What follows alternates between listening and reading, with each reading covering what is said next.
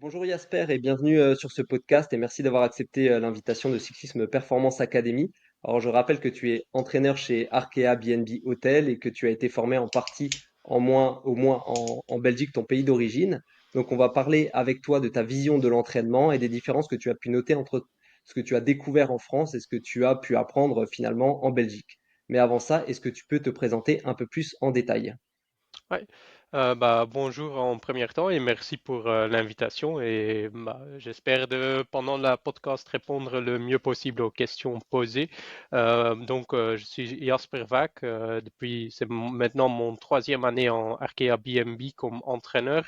J'ai 30 ans maintenant. J'habite toujours en Belgique, en centre Belgique autour de Bruxelles. Depuis 2015, plus ou moins, je suis commencé d'être entraîneur pendant mes études. J'ai fini mes études en 2017, puis j'étais indépendant pour plusieurs années. J'ai intégré dans des équipes françaises, premièrement une année en Vendée U, et puis j'ai fait depuis 2022 en Arkea BNB où j'entraîne une groupe du équipe World Tour. Donc j'ai pour le moment 8 coureurs du World Tour que j'entraîne en perso et une de l'équipe continentale aussi. D'accord, très bien. Bah, merci pour cette présentation. Alors, ma première question, elle va porter sur l'entraînement. Ça va être assez Mm, large, mais ça va ouvrir la discussion. Est-ce que tu as pu noter des différences entre donc la Belgique et la France? Donc là, je veux parler en mm, termes de volume d'entraînement, par exemple, d'intensité d'entraînement ou de répartition des charges. mm. Sur ça, je peux même répondre plus largement. J'ai fait beaucoup de pays pendant mes études. Je suis commencé en Belgique à l'université de Louvain, le côté flamand, parce que souvent les Français vont mélanger avec Louvain-la-Neuve, mais c'est effectivement une autre université. Mais donc là, j'ai eu la formation, ce que je veux dire un peu l'école flamand, qui est beaucoup basée sur testing lactique, volume et mettre une base. Après, j'ai eu assez rapidement des congrès à Pays-Bas. Et déjà en Pays-Bas, il y a une autre vision un peu. C'est beaucoup plus sur testing respiration, par exemple, déjà. Après, on a eu contact avec Allemagne aussi, surtout par une certaine plateforme Insight qui est probablement connue, qui est de nouveau donc testing lactique de Allemagne. Puis pendant mes études, je suis passé en France aussi pour 4 mois. Donc j'ai vécu la version française de l'entraînement aussi, mais j'ai aussi fait le coaching diplôme du UCI. Et à l'UCI à Aigle, il y a beaucoup de coachs anglais. Et en ce cas, tu as aussi la vision anglaise qui est beaucoup plus exprimée sur le Critical Power Model, qui est par exemple en Belgique ou dans l'époque où moi j'étudiais, est très peu utilisé. Quand on va vraiment regarder la différence entre Belgique et France, je pense que quand je reviens dans l'année où j'étais 2017 à l'étude en France, c'est vraiment France est beaucoup plus entraînement du terrain. Ils vont plus regarder quelle est la puissance faite pendant les entraînements ou courses et adapter l'entraînement aux besoins de qui est vu en course. Et c'est très souvent, c'était basé sur du entraînement PMA. Et ça, c'est un peu inverse ou différent en Belgique où souvent l'idée était plus de faire un testing, voir quelles sont les limitations d'un coureur et de se limitation, penser, OK, quel entraînement va adapter ce chose qui est limitant dans la course actuellement. Et c'était pas forcément ce qu'on a vu dans le profil puissance d'une course. Donc ça, je pense, en premier temps, c'était la plus grande différence entre la France et Belgique niveau entraînement. Mais Quand on ce va que tu regarder, dis, oui. parce que tu parles de PMA, de testing aussi, mais j'ai l'impression que, alors peut-être que je me trompe, mais ce que tu dis aussi en France, c'est qu'on va plus s'adapter semaine après semaine, peut-être par rapport au retour des courses, alors que la ligne directrice, est-ce qu'elle serait pas plus claire en Belgique ou est-ce que je me trompe pas? Ça, c'est assez dépendant du coach aussi. Mais ma vision est effectivement, pour entraîner quelque chose, tu as besoin d'un temps avant que l'adaptation va prendre lieu. Donc, quand tu prends le choix de entraîner capacité ou euh, type d'entraînement X pour un moment, tu ne dois pas après une semaine changer trop de vision. Mais ça, j'ai pas forcément vécu plus en France que Belgique, parce qu'aussi en Belgique, il y a des coachs que, par exemple, chaque semaine, tu as chaque type d'entraînement, un entraînement PMA, threshold, sprint, des entraînements comme ça, j'y crois un peu moins parce que tu travailles tout le temps tous les filières, mais jamais quelque chose vraiment en overload. Mais pour dire que ça, c'est différemment entre France et Belgique, c'est un peu... Ça, je peux pas dire forcément. C'est surtout que la France a toujours été vraiment power profile based, ce qu'ils ont vu dans la course, et après penser, OK, de ce qu'on voit en course, comment on va améliorer ça avec les données course. Exemple typique, c'est que des tests lactiques en France, c'était pas possible quand moi j'étais venu parce que c'était que pour médecins. En Belgique, dans la loi, c'est pareil, mais on s'en fout plus que les Français. D'accord, d'accord. Donc, ce que tu dis, c'est que le profiling, en tout cas le testing et lactate, hein, plus globalement, il a beaucoup plus Hum, d'importance en Belgique qu'en France. hum, Et toi, est-ce que tu en retires, qu'est-ce que tu en retires? Et finalement, avec l'expérience, est-ce que tu penses que ça va être plus efficace de se baser sur, par exemple, un profil lactate qu'un profil de puissance record qu'on aurait hum, obtenu en hum, course? hum. Euh, Vu que, parce que j'ai vécu maintenant plusieurs équipes et plusieurs périodes dans mon entreprise, je faisais lactate testing dans les équipes françaises, j'ai pas vécu ou j'avais pas ces données, mais on avait des autres. Et en général, le mieux pour moi, c'est avoir tous. Parce que comme ça, tu as toujours un meilleur vue. Parce que n'importe quel type de testing que tu vas faire, même si c'est que profil puissance du course ou testing lactique ou insight ou un autre, il y a toujours pour moi des tests qui sont corrects, mais aussi des faux testeurs. Il n'y a jamais une compliance de 100% de tous les coureurs. Tu as vraiment des coureurs que tu testes en lactique qui ne collent pas avec la terrain, mais à l'inverse, tu as certaines où peut-être en course, ils ne font pas ce qu'ils sont capables de faire sur un test lactique et tu as des autres idées. Donc à le moment actuel, moi, je suis vraiment pro d'avoir juste les plus de données possibles des coureurs. Et si ça vient que, donc pour tous les coureurs, maintenant j'ai tous les profils puissance et je me base sur ça et je peux faire des bonnes estimations. Mais quand on fait lactate testing au-dessus, ce qu'on a fait cet hiver, on voit toujours certains coureurs où ce profil puissance colle pas forcément. Et en ce cas, ça donne idée pourquoi c'est pas pareil ou ça donne pas la même tendance. Est-ce qu'on doit adapter quelque chose? Est-ce que c'est une certaine capacité plus forte ou plus faible de ce coureur? Et est-ce que ça a un lien avec l'entraînement? Donc, à le moment actuel, moi, je suis pas pro plus pour faire critical power testing, lactate testing ou power profile. Je pense que quand tu peux combiner, souvent tu as les idées les plus intéressantes. Ok, ok. Tu as parlé aussi de PMA pour la France et tu as parlé Hum, de seuil, enfin, ou de FTP.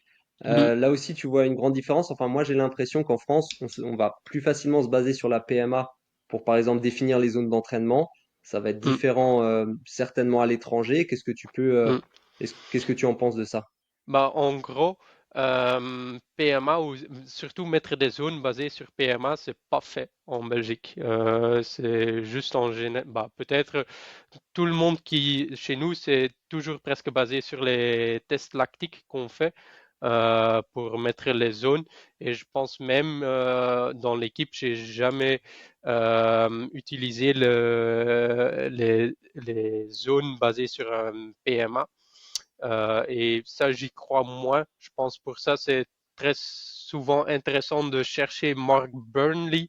Si tu connais, c'est un chercheur en anglais, beaucoup sur les exercise domains. Ça, c'est pour moi quelqu'un référent pour avoir des idées comment mettre les zones d'entraînement. Et je pense en ce cas, c'est intéressant de voir son vision sur comment mettre les zones. Et ça, c'est beaucoup aussi la manière comme moi je vois les choses. D'accord, d'accord. Donc ça concerne bah, notamment le testing Mm, et le profilage de l'athlète. Et au niveau de l'entraînement, plus largement sur les charges, sur le volume, sur mm, l'intensité, est-ce que là tu notes des différences un peu culturelles? mm. Hmm, je- En général, les différences vont pas être significatives souvent, mais je pense effectivement qu'en Belgique, il y a plus tendance de regarder la volume, que France va plus regarder les exercices. Ça, c'est par exemple quelque chose typique qui est différent ou qui était nouveau pour les coureurs français que j'entraînais, c'est que euh, quand il était un entraînement intensité, en France, c'est très typique de faire une analyse très très poussée avec tous les données, mettre tous les intervalles, combien watts, cadence, cardio, tous en détail pour le coureur. Quand moi je suis arrivé dans l'équipe, j'avais encore jamais fait parce que pour moi le but de l'entraînement c'était juste faire de passer les intensités et si c'est bien passé, pour moi l'effet de l'entraînement est là. Et ça, beaucoup de Français avaient du mal dans le début que je faisais pas. Maintenant j'ai un database quand même, je suis commencé avec faire ça aussi, mais c'est pas systématiquement dit aux coureurs, c'est plus un backup pour moi pour voir quand est l'entraînement pas passé comme normal. Mais je ne vais pas faire une analyse très spécifique d'une séance PMA au coureur que tu as passé X minutes dans la zone, tu as fait les premières 30 secondes ou 60 secondes à 450 watts ou quelque chose comme ça. Ça, c'était vraiment typique français, je pense, qu'en Belgique, on ne fait pas. D'accord. Donc, est-ce qu'en France, on chercherait pas très souvent ou trop souvent à atteindre le maximum du potentiel? Est-ce qu'en Belgique, enfin, d'après ce que tu dis, il y aurait pas un contrôle plus grand des intensités? Parce que ça, c'est quelque chose qui maintenant qui est de plus en plus courant, mais de dire par exemple tu te cales à temps et tant de watts et finalement quand l'exercice est validé, c'est très bien, il n'y a pas nécessité de faire plus de watts que ça. Hmm, Mais j'ai l'impression qu'en France, ça vient seulement d'arriver et qu'avant on était surtout sur on essaye de faire la meilleure séance possible en termes de watts. hmm, Est-ce que c'est ça hmm, que tu as pu voir? hmm. Bah, il y a deux choses sur ça pour moi qui jouent. Un, ça c'est une impression que la France est souvent euh, détailliste dans certaines zones. Donc, par exemple, les séances PMA, probablement le pays qui fait le plus recherche ou le plus pousser les analyses en ça, c'est la France. Il n'y a aucun pays, je pense, où les analyses sont si poussées. J'ai vécu le même pour certaines sprints ou le sprint fin, et je pense qu'aussi là, France est vraiment, vraiment poussé loin pour faire des analyses des séances comme ça. Comparé que peut-être c'est que moi, mais je pense qu'en Belgique ou Flandre en général, là, on voit plus globaliste ou en global comment améliorer l'athlète et en ce cas, l'exécution d'un entraînement spécifique, est-ce que ça c'est très important dans la préparation vers un grand but en 2 ou 3 mois? Et là, pour moi, ça devient plus relatif l'exécution d'un entraînement. Bien sûr, ça doit être bien fait, mais est-ce qu'effectivement le 5 watts plus mis ou analyse plus loin est besoin pour devenir mieux à la course prévue en 3 ou 2 mois? Donc ça, c'est pour moi une différence. Et pour revenir sur ce que tu as dit, de chercher toujours le meilleur entraînement, je pense que c'est aussi logique des athlètes. Je pense pas que c'est la France en Belgique, c'est le même avec mes coureurs. Ils veulent toujours faire mieux que prévu ou minimum le même que la dernière fois. Et est-ce que c'est besoin pour mieux adapter? Non, parce que ça, c'est la question pour moi à poser. Le but de l'entraînement, c'est pas être le meilleur sur l'entraînement, c'est d'avoir la meilleure adaptation pour la future. Et est-ce qu'en ce cas, faire un entraînement moins bien est grave pour l'effet d'adaptation? En beaucoup de cas, je pense non. D'accord, non mais c'est très intéressant, hein. J'ai l'impression, d'après ce que tu dis, qu'il y aurait peut-être une vision un peu plus sur le court terme, à travers l'intensité peut-être aussi en France et davantage sur l'aérobie et le long terme en Belgique. Est-ce que c'est juste si je dis ça? Tu peux bien répéter si j'ai bien compris, mais je pense Euh, oui. Bah, j'ai l'impression à travers ce que tu dis qu'il y a un focus donc qui est mis plutôt sur l'intensité et la Mm, réalisation des séances d'intensité en France et donc mm, peut-être avec une vision à plus court terme. Mm, Et peut-être qu'en Belgique, c'est une vision à plus long terme et plus basée sur l'endurance aussi, peut-être, même si tu parles des mm, exercices, mais j'ai l'impression que c'est aussi plus sur l'endurance. mm. Est-ce que tu confirmes ça?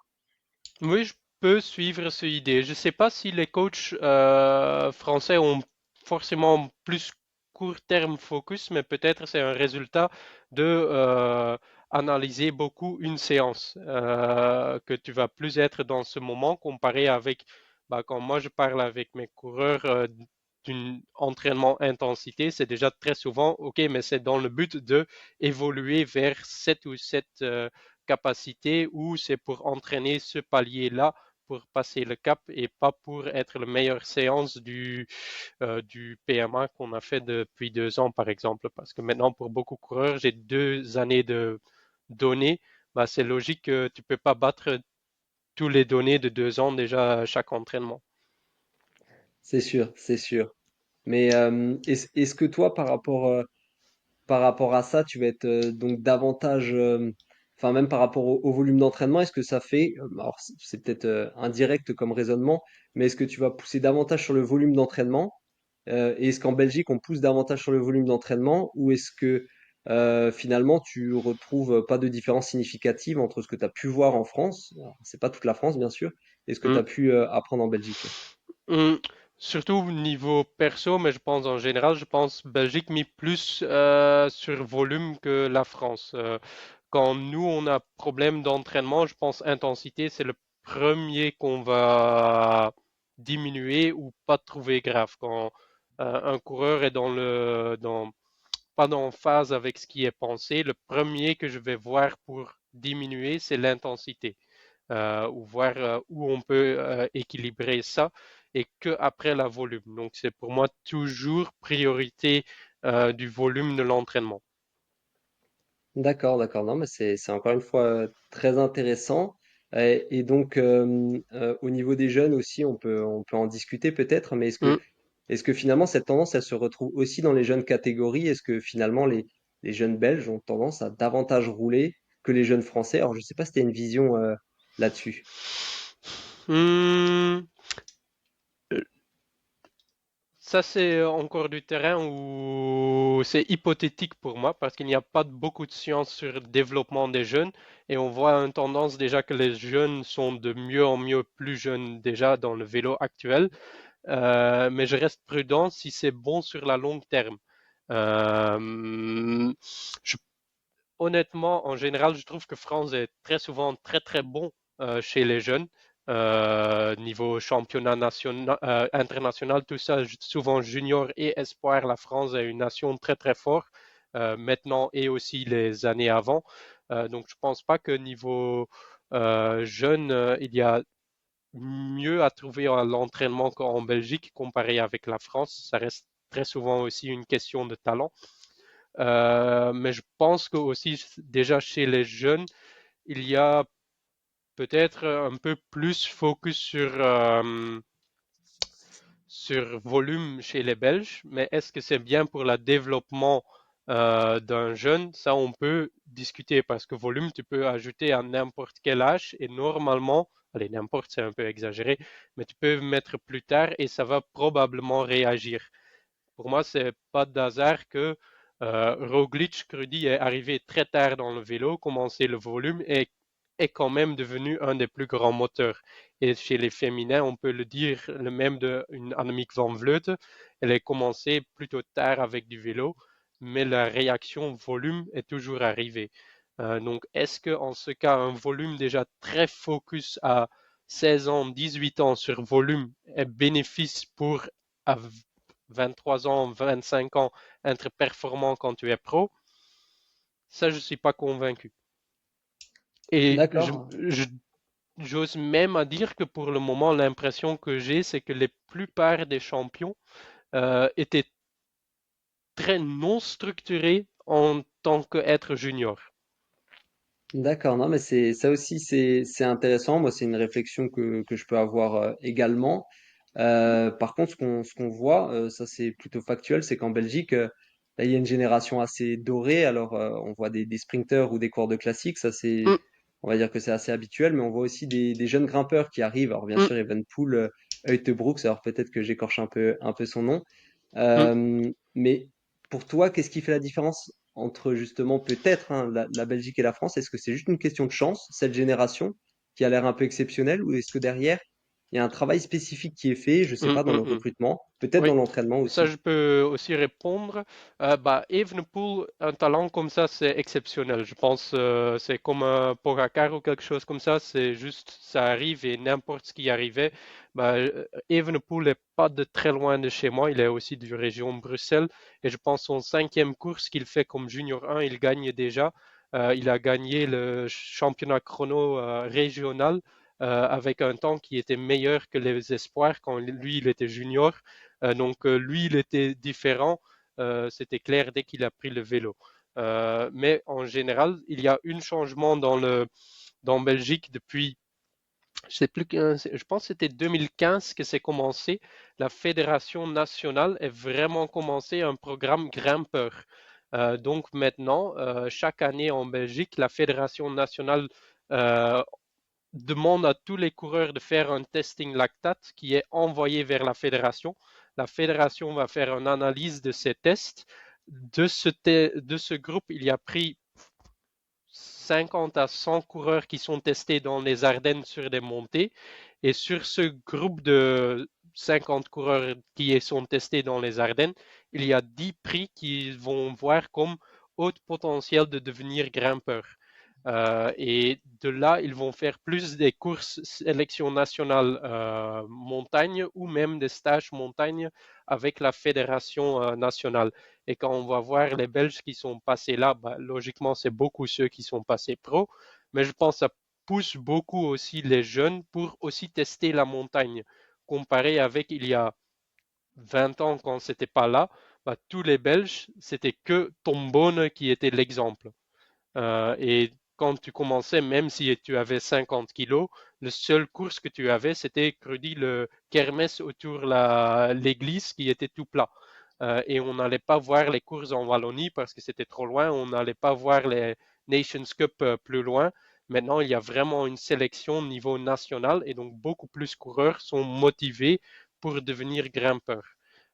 Et ça, je pense, on peut un peu lier à ça, mais aussi juste la talent est là. Tu peux faire la sélection, mais quand la talent est pas là, euh, ça va non plus, ça va augmenter bien sûr la chance, mais un Evenepoel ou un Hunter Brooks, ils étaient juste très très bons. D'accord. Est-ce que tu penses que le suivi est différent finalement? Parce que là, c'est dans le repérage des jeunes talents et puis après l'orientation sur les courses. Mais est-ce que tu penses que le suivi à l'entraînement, est-ce qu'il est... En plus, tu peux peut-être l'apercevoir un peu avec les espoirs dans l'équipe continentale. Est-ce qu'il aura tendance à être plus poussé en France ou moins poussé ou différent? Parce que justement, tu évoques le fait qu'il y a beaucoup de champions qui arrivent sans avoir forcément de structure d'entraînement dans les jeunes catégories. Et après, après on voit qu'ils performent énormément dans les catégories seniors. Donc voilà, ce rapport par rapport à la structuration de l'entraînement et au suivi. Là Hmm. encore, encore une fois, est-ce que tu vois une différence? Hmm, je, je pense que la différence maintenant dans cette année-là, c'est peu, surtout quand on va parler de niveau continental, U23, je pense les continentales français sont presque au même niveau ou même niveau, parfois même mieux que les continentales belges qui existent à le moment actuel pour développer les jeunes.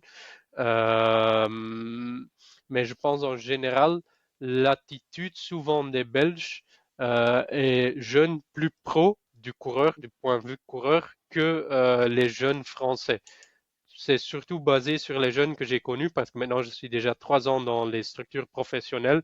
Mais quand j'ai quand même vécu les jeunes français, quand je suis arrivé dans l'équipe ou avant, souvent le excessif ou le travailler très très professionnel chez les Belges, c'est déjà plus jeune que les Français. Ça, j'ai l'impression, oui. D'accord, donc tu parles par exemple peut-être en termes de nutrition ou autre chose. Nutrition, mais je peux aussi, mais ça c'est pour moi même dans la sens trop loin. Euh, des juniors belges que j'ai entendu qu'ils font des stages altitude, tente altitude, des suppléments ou bah, perso, moi je suis pas convaincu que c'est bien de faire ça déjà comme junior, mais tu entends déjà qu'en Belgique, en tant qu'être junior, c'est déjà logique pour certaines de faire. Comparé à France, j'ai pas trop de connaissances que c'est fait par des juniors. Donc c'est en ça que je vois que c'est souvent poussé plus loin ou acheter beaucoup de matériel vélo. Il y a des équipes juniors qui sont complets en specialized, acheter X et là, mais pour acheter ça comme jeune, c'est quand même compliqué d'avoir l'argent. Et en Belgique, il y a certaines qui arrivent à faire ça. Est-ce que c'est utile long terme? Ça reste une question pour moi. D'accord, d'accord. Et justement, sur cette question de l'optimisation de la performance, est-ce que c'est quelque chose que tu vas retrouver aussi dans les catégories seniors? Est-ce que tu vois plus d'optimisation de la performance chez les Belges élites ou un autre rapport à l'optimisation de la performance par rapport aux coureurs français? Pour moi, il y a une différence que j'ai surtout remarqué dans mon première année, mais qui est en train de changer en France. Ça, c'était pour moi la plus grande changement ou différence culturelle entre les professionnels français et belges. C'est que quand quelque chose va pas pour un coureur belge, on va très souvent penser de euh, faire quelque chose nous-mêmes. Donc, par exemple, on n'aime pas la nutrition de l'équipe, on va acheter nous-mêmes la nutrition. On n'a pas de testing ou pas l'argent de faire testing aéro pour quelque chose qui nous intéresse, on va acheter nous-mêmes ce matériel. Ça, c'est une attitude qui, en Belgique et chez les plupart coureurs là, investir un peu eux-mêmes dans la carrière. Et ça, j'avais beaucoup plus de c'est pas qu'ils étaient contre, mais passivité des coureurs français dans le début. Que oui, mais c'est l'équipe qui nous doit aider un peu plus. Et ça, je pense, c'est le changement culturel qui est aussi maintenant avec les jeunes Français en train d'arriver, qui sont beaucoup plus preneurs de leur carrière. Et c'est une attitude qui est en train de changer. Et je pense que ça, c'est une des explications qu'on voit aussi de plus en plus de nouveau des Français aussi atteindre le plus haut niveau. Je pense que ça fait partie de ce changement culturel un peu là. D'accord, d'accord. Et au niveau, alors, je l'ai déjà évoqué rapidement, mais au niveau de la nutrition, vraiment sur cet aspect-là, est-ce que là aussi tu as pu noter des différences culturelles dans l'approche de la nutrition et de la diététique? Mm, mm. Maintenant, de nouveau, je pense que l'écart est presque ou inexistant. Mais quand je suis vraiment arrivé en France, la différence, en fait, c'est que quand je me trompe pas, Crudy, en France, être entraîneur, il n'y a pas d'éducation nutritionnelle, plus ou moins. Il n'y a pas de cours, Ouais. plus- voilà. Et en Belgique, dans mes études, j'ai eu trois ou quatre cours et examens autour de nutrition. Donc, il y a déjà une base logique de nutrition là, des suppléments, quels sont les suppléments, quel est le timing ou tout ça. Je pense en France, c'est très souvent appris eux-mêmes par Internet ou expérience et quelque chose comme ça. Nous, on a eu quelque part comme entraîneur déjà une formation. Et je pense pour ça, dès que le moment qu'il y a une diète, chez moi, c'était logique de travailler ensemble. J'avais un peu mon vision, l'idée de l'athlète, qu'est-ce que peut marcher, quel est l'utile. Et comme ça, je pouvais aussi pousser la diète dans la bonne direction. Comparé avec pour les Français, c'était très souvent un peu plus un domaine nouveau et à apprendre ce domaine-là. Mais de nouveau, ça, on parle de nutrition. À l'inverse, je peux dire que pour moi, en tant que Belge, j'étais beaucoup moins intéressé dans le matériel et que tous les coachs français sont mieux en matériel que moi. Donc, c'est de nouveau quelque chose où nous, on a eu l'avantage de faire nutrition plus poussée en éducation. C'est clair qu'en France, il y a plus éducation sur l'importance matérielle, comment bien tester le matériel, quel capteur puissance est bien.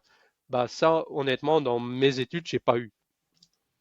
D'accord, d'accord. Et sur la nutrition, justement, cette différence d'approche, est-ce que tu penses que ça fait un peu la différence, que ce soit dans la formation ou dans les performances au plus haut niveau?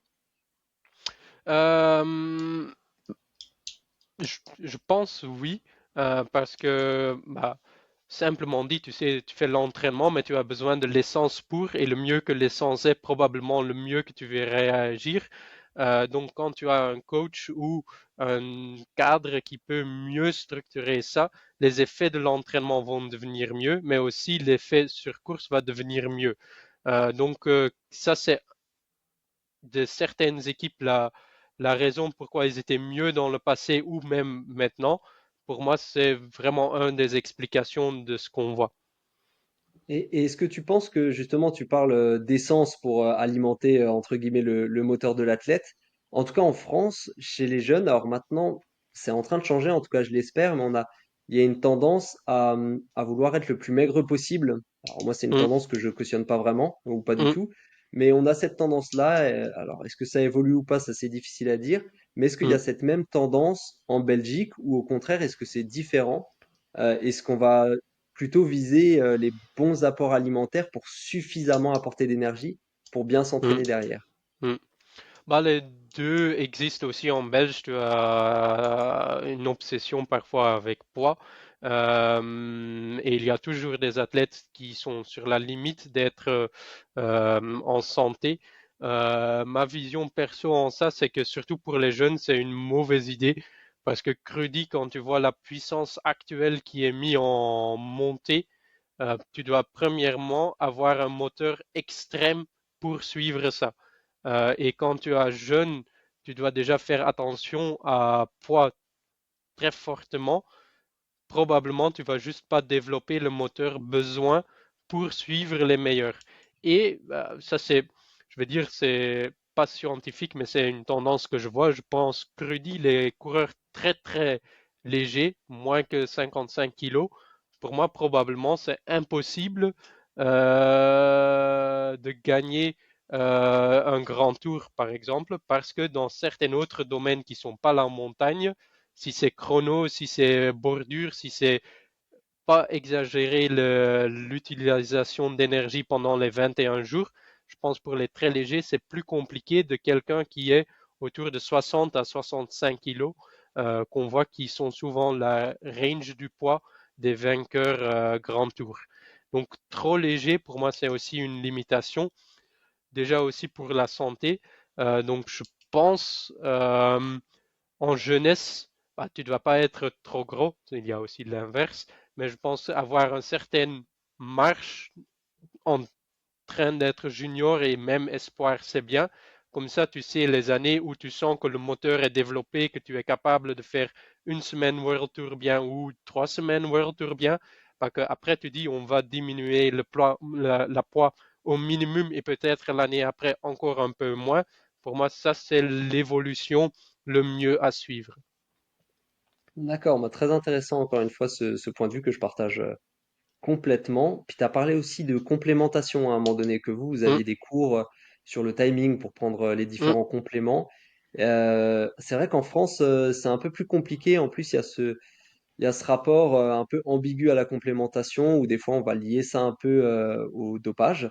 mm, Et donc toi en fait tu constates une vraie différence culturelle à ce niveau-là. Et mm, je rajouterais juste ça. Moi j'ai un collègue qui a travaillé un peu en Belgique et il m'avait rapporté ça aussi notamment, mais il y a déjà longtemps au niveau de la caféine par exemple ou des mm, différentes complémentations qu'en Belgique ils étaient beaucoup plus au point mm, à ce niveau-là et que ça posait pas de mm. problème comme ça peut l'être en France. Je pense le premier pour moi, je suis quand même, ou comme personne, je suis très clair en ce qui est blanc, on va dire, et ce qui est noir. Il y a une limite qu'on doit, et même la zone grise, j'évite complètement.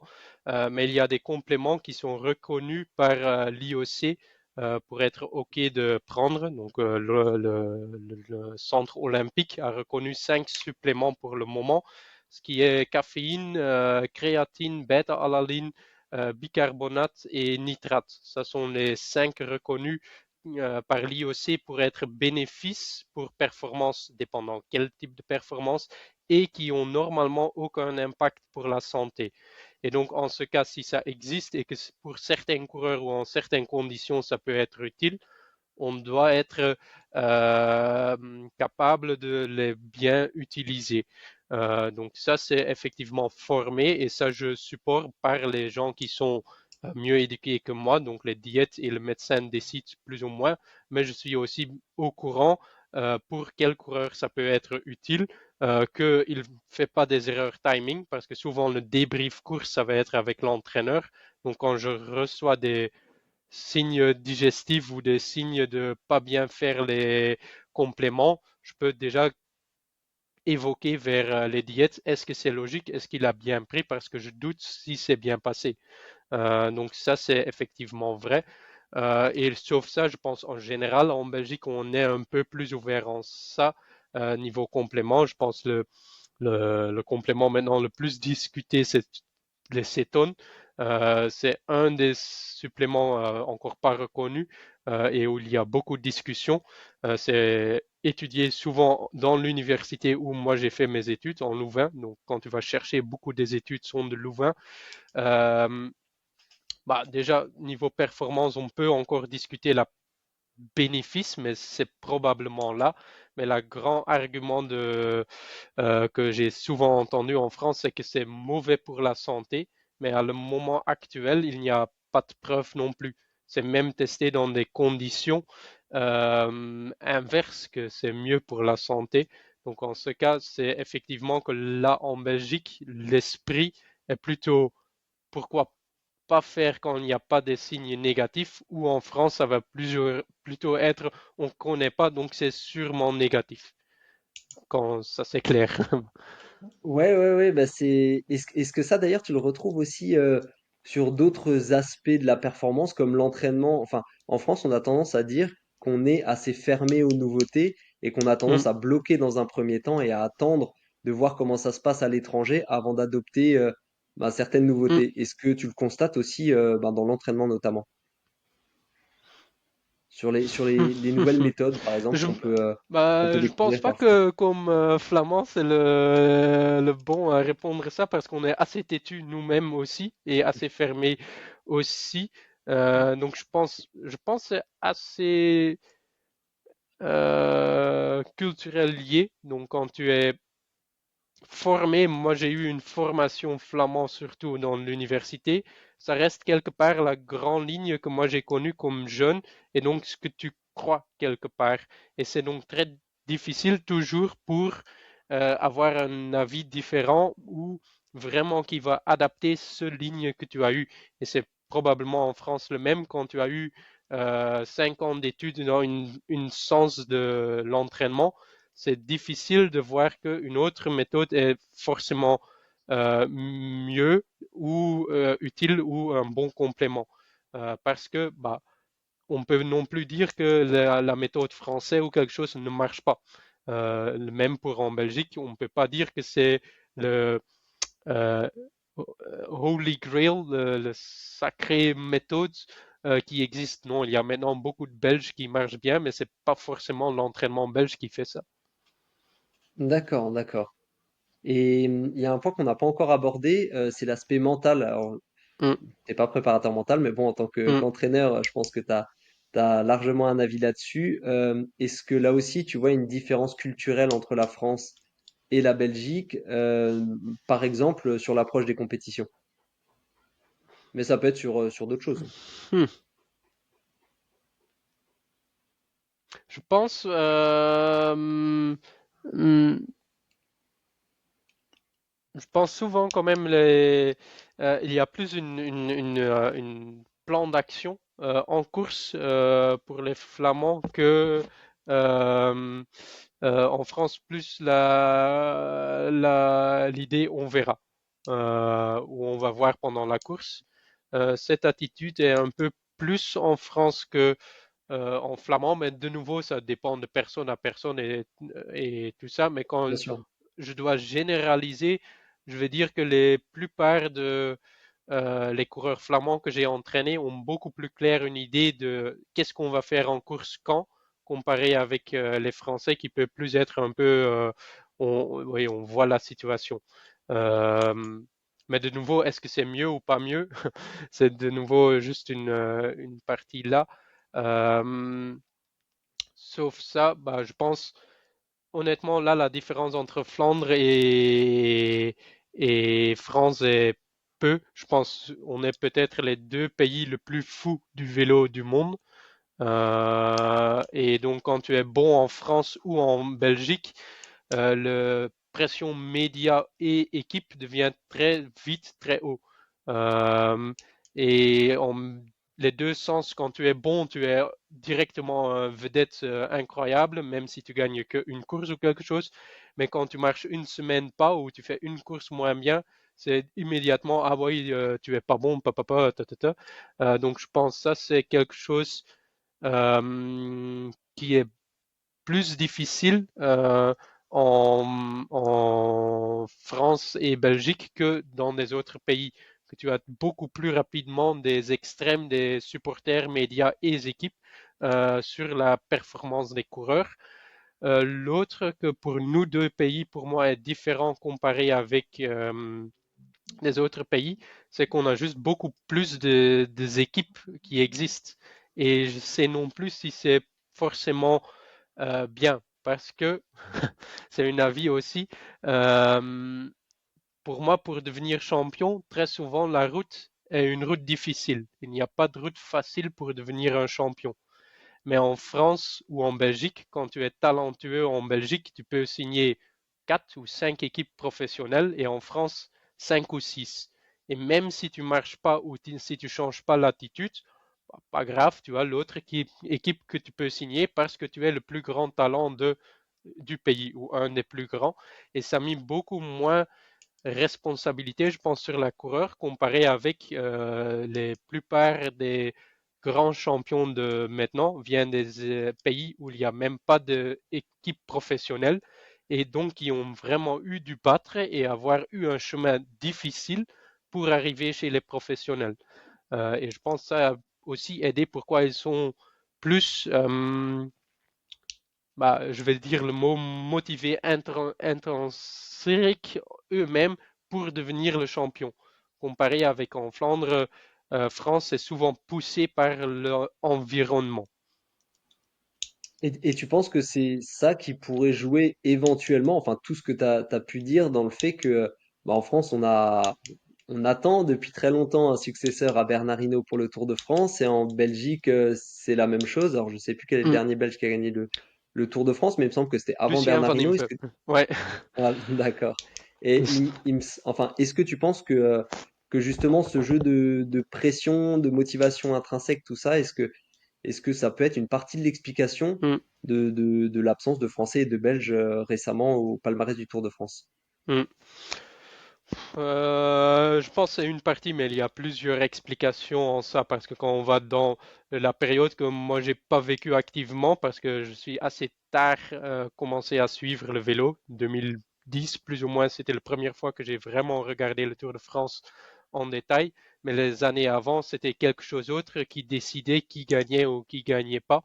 Et est-ce que ça n'a pas de lien avec la culture mentale d'un pays. Euh, mais je pense qu'effectivement, pour certaines, c'était probablement utile, comme être belge ou français, si le chemin était plus dur pour devenir champion, ou être reconnu, ou avoir un certain statut. Donc ça, je pense, c'est pour certains coureurs l'explication pourquoi la carrière n'est pas devenue ce qui était peut-être possible.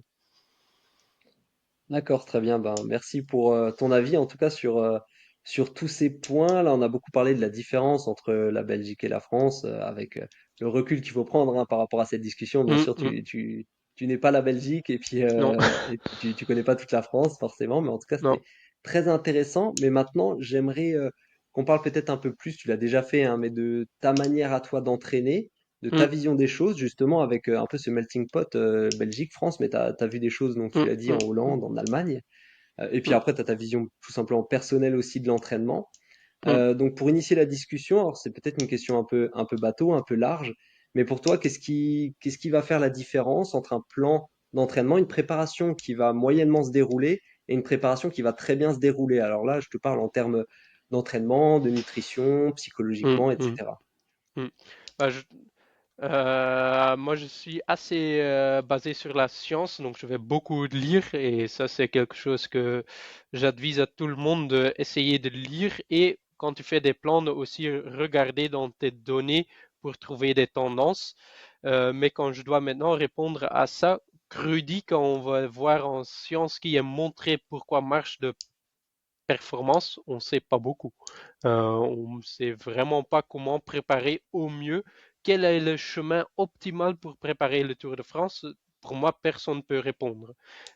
Et en ce cas, je pense il y a ils étaient un triangle qui était publié par Steven Seiler, que moi je trouve très bien, sur quoi est déjà montré scientifiquement qui est probablement utile pour la performance. Donc ça, c'est souvent la base pour moi pour penser quel est l'ordre de priorité de faire les choses.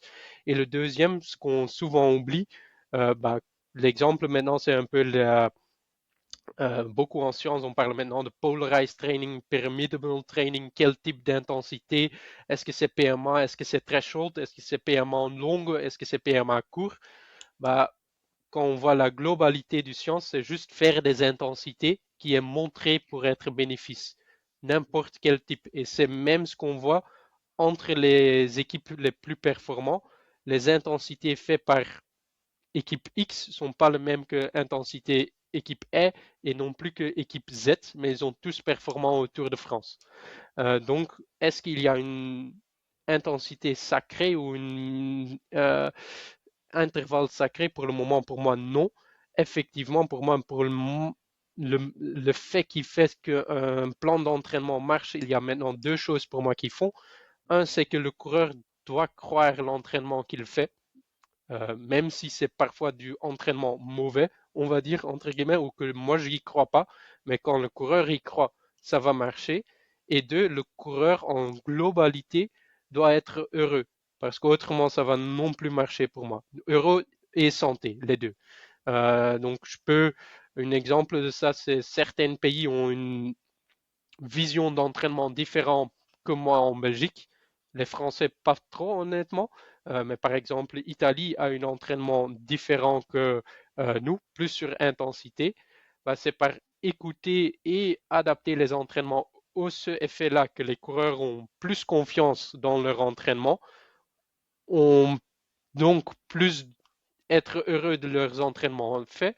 Et l'effet d'entraînement est donc mieux que moi je peux estimer quand je vois le vrai plan d'entraînement. Et je pense que ça, c'est ce qu'on parfois oublie peut-être en général dans l'entraînement, que tu peux faire le planning pour toi parfait. Un, il n'y a pour moi aucune manière que tu peux scientifiquement valider que c'est le meilleur. Et deux, quand le coureur n'est pas heureux ou en santé avec, ça va jamais marcher.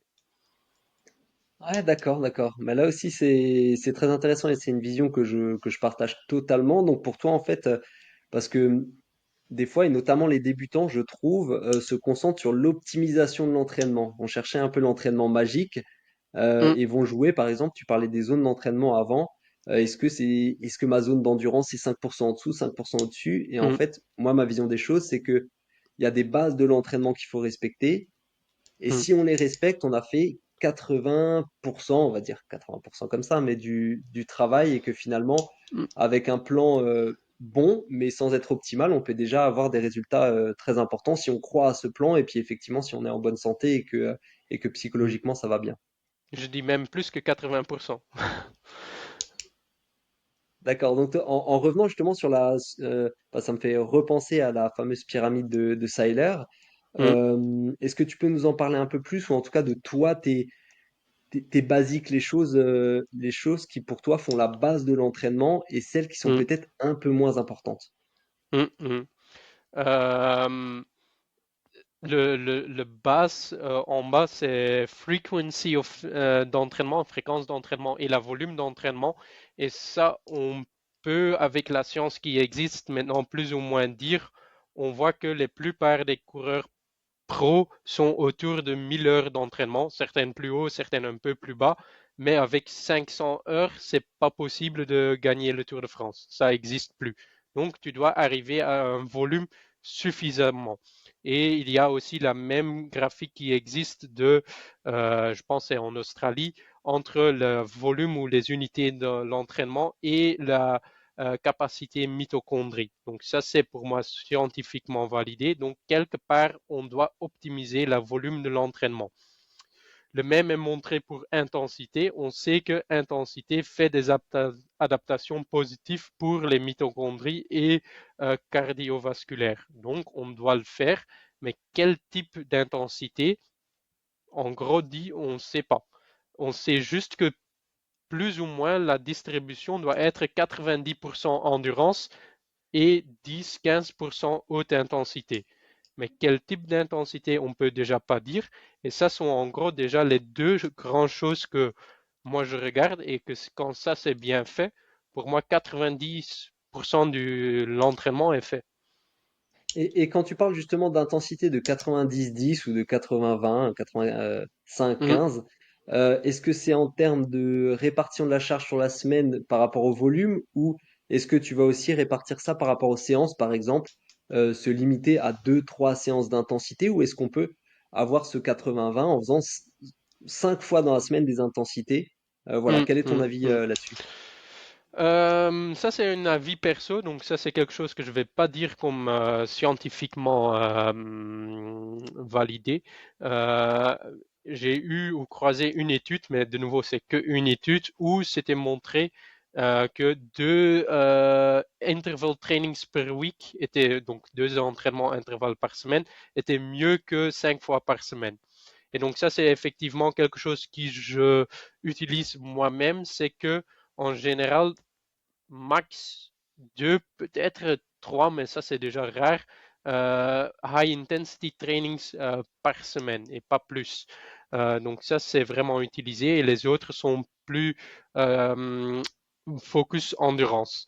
Donc ça c'est une distribution que j'utilise moi-même, mais je peux pas dire que c'est mieux que distribuer sur les 5 jours. C'est juste ma vision. Et l'autre, et ça c'est non plus validé et même discutable, pour chaque type d'entraînement, j'ai quelque part une idée de combien de minutes ou combien de pourcentage je veux faire dans la zone de l'entraînement sans que l'entraînement devienne excessif. Et souvent, il y a une charge de progression pendant la période que je travaille. Comme dit début du podcast, j'avais dit souvent quand je commence à travailler quelque chose, c'est pas pour une semaine, c'est pour plus long. Mais il y a donc une charge progressive dans cette capacité pendant les semaines que je l'entraîne. Et donc, alors, j'ai plusieurs questions qui me viennent en tête. Tu parles Ouais. d'intensité. À partir de quelle intensité? C'est une intensité pour toi? Mm. Est-ce que du seuil? Est-ce qu'au-dessus du premier seuil aérobie, on va dire du seuil Moi, numéro je, un, est-ce que c'est déjà de mm, l'intensité? mm. Moi, je commence à compter quand je parle intensité pour calculer dans l'entraînement, c'est dès que seuil 1. Quand je parle des entraînements intensifs, c'est que, on va dire, seuil 2 quand ça compte. Un entraînement SV1 ou seuil 1, le but reste de augmenter la capacité aérobie ou les capacités endurance en général. Donc, je ne vais pas compter comme une vraie interval training, mais je vais quand même voir s'il y a une progression logique dans la période que je travaille cette capacité. Et donc, quand tu dis 2 à 3 séances intensives dans la semaine, tu penses Mm. à des séances seuil 2 ou plus?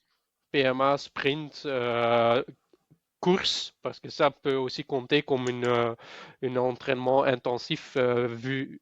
Donc, par exemple, quand tu as dimanche course, la chance que je fais qu'un entraînement intensif dans la semaine, c'est très large.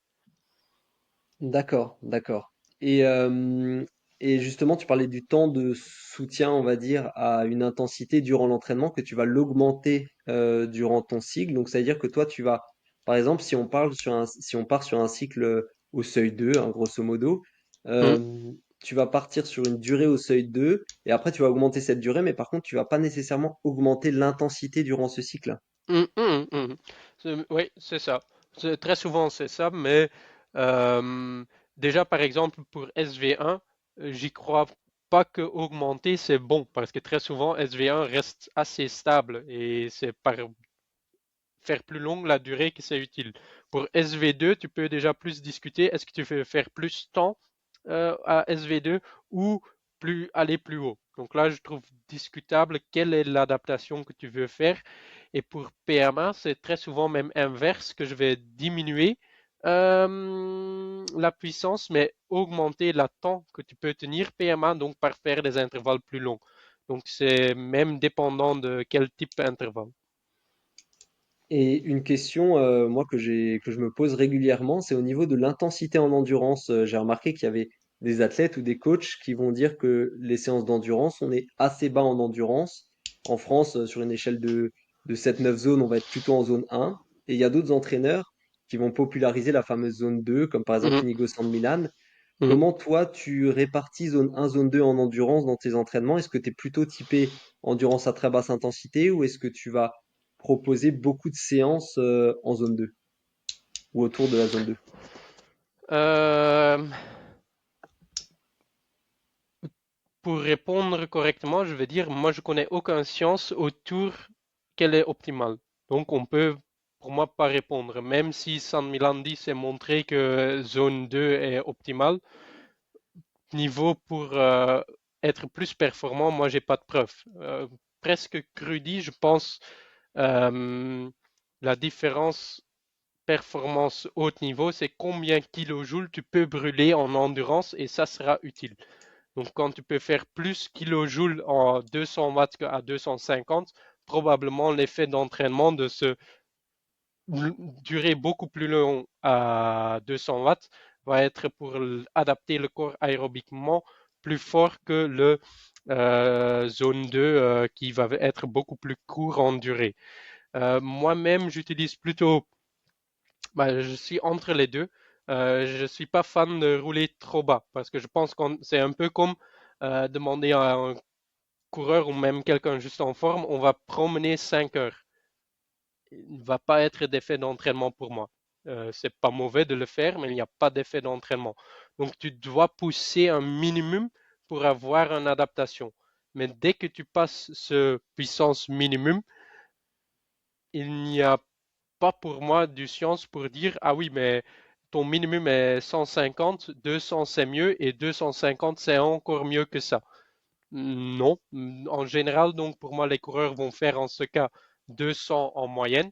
Mais par exemple, je trouve ça pas grave s'il y a un entraînement de 230 ou un entraînement de 170. Ça, pour moi, ça peut passer et pour moi, l'effet est en gros le même. Peut-être plus long terme, on peut commencer, mais pour moi, il n'y a pas encore les données pour faire ça, de même diviser les périodes des entraînements endurance. Je pense que c'est peut-être une des futures possibles, c'est de plus diviser. Maintenant, c'est une période vraiment très longue, intensité basse, mais suffisant. Après, il y a une période zone 2 où on fait peut-être des entraînements plus courts, mais vraiment focus sur zone 2. Et peut-être après, il y a une zone entre les deux avec les intensités et que ça, en long terme, c'est la optimisation du performance. Mais pour moi, ça reste hypothétique tous. D'accord. Et concernant les cycles, parce que tu as parlé aussi de la durée des cycles, que tu faisais des cycles relativement longs pour développer une qualité. C'est Mm, vrai que nous, bon, c'était il y a quelques temps, mais on raisonnait beaucoup en France, je trouve, avec des cycles de un mois, 3 semaines de charge, une semaine de décharge. Alors bon, maintenant on y est, on s'est un peu éloigné de ça. Mais toi, une durée de cycle standard, alors j'imagine que ça change selon les intensités, mais mm, tu vas prendre combien de temps pour développer une qualité? mm. Je pense le le plus intensif, souvent le plus court, ça va être dans l'idée. Je sais non plus, même si c'est scientifiquement validé, mais c'est un peu l'idée que les adaptations avec des séances haute intensité sont plus rapides que les endurance foncier, par exemple. Tu sais que tu peux faire une semaine du endurance foncier, ça va pas forcément changer beaucoup. Tu as besoin d'une vraie période.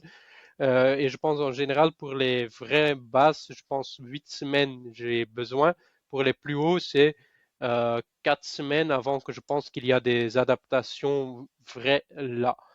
Mais de nouveau, c'est plutôt un avis que vraiment scientifiquement ou données basées, parce que c'est très difficile de montrer ça, je trouve. D'accord, d'accord. Bon, bah, merci en tout cas, là, t'as donné un éclairage vraiment intéressant. J'ai une dernière question avant de terminer ce Ouais. podcast. Là aussi, une question assez basique, assez ouverte. Enfin, pour nos auditeurs qui nous écoutent, qui ont envie de progresser à l'entraînement, est-ce que tu pourrais leur donner, on va dire, trois conseils qui pour toi sont très importants, même si t'as déjà Mm. dit beaucoup de choses. Après, tu peux te limiter à un ou deux conseils, mais voilà, vraiment Mm. si tu veux rajouter des choses et des choses qui sont importantes pour toi, bah, tu peux les dire maintenant. Mm.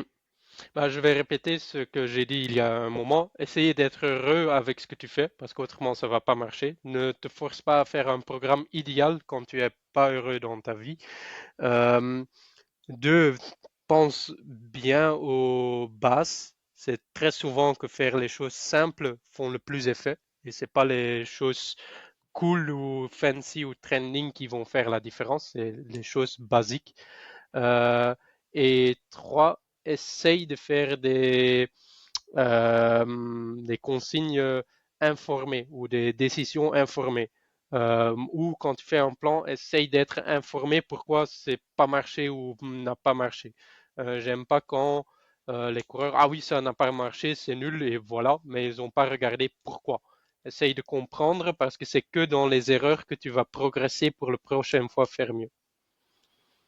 D'accord, très bien. Ben, merci beaucoup pour ces derniers conseils. En tout cas, encore une fois, c'était très intéressant. Donc, merci à toi, Jasper. Merci à vous aussi. J'espère qu'ils vont apprendre des choses et bah, peut-être pour résumer, Je pense. on a beaucoup parlé du différence Belgique-France, mais je pense que c'est pas si large et j'espère que c'est juste des accents différents que j'ai accentués, mais qu'en général, bah, je pense que la future pour la France en vélo est assez bon avec ce qui arrive. Donc je pense on va avoir beaucoup de bons Français dans les 10 années qui viennent. Ben, merci pour cette conclusion optimiste et j'espère que ça se passera chez Arkea B&B Hotel, Oui, cet j'espère ami aussi. radieux. Merci. Donc, merci encore une fois. Merci. Salut. Salut.